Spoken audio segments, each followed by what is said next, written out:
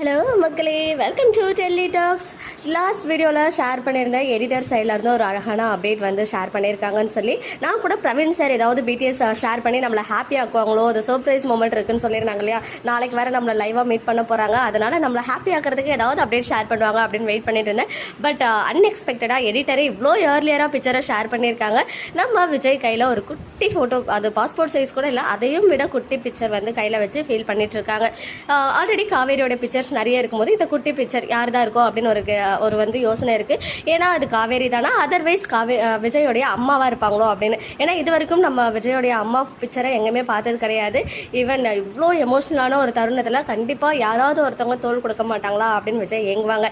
ஏன்னா காவேரி வந்து போவாங்க அப்படின்னு எதிர்பார்க்காம ஹாப்பியாக தான் கீழே இறங்கி வந்தாங்க. பட் கீ கொடுக்க தான் வந்தா அப்படின்னு சொல்லி என் பண்ணிட்டாங்க நேற்றுக்கு.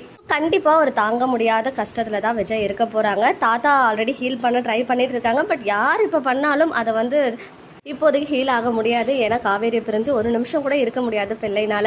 இப்போது கையில் இருக்கிறது காவேரி ஃபோட்டோ தானா, இல்லை அம்மாவை பார்த்து ஏதாச்சும் ஃபோட்டோவை பார்த்து ஃபீல் பண்ணி அழறாரா, மனசில் இருக்கிறதெல்லாம் கொட்டி அப்படின்னு 2 கெஸ்ஸஸ் இருக்குது. இப்போ காவேரியாக இருக்குமா இல்லை விஜயோடைய அம்மாவாக இருப்பாங்களா? கெஸ் பண்ணுங்க.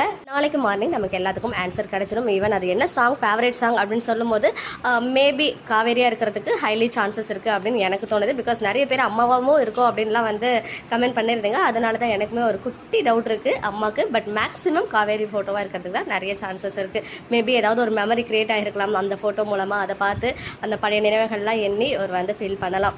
ஓகே மக்களே, நெக்ஸ்ட் வீடியோவில் மீட் பண்ணுறேன். எக்ஸ்க்ளூசிவ் அப்டேட்ஸ்க்கு மறக்காம நம்ம யூடியூப் சேனலை சப்ஸ்கிரைப் பண்ணிக்கோங்க.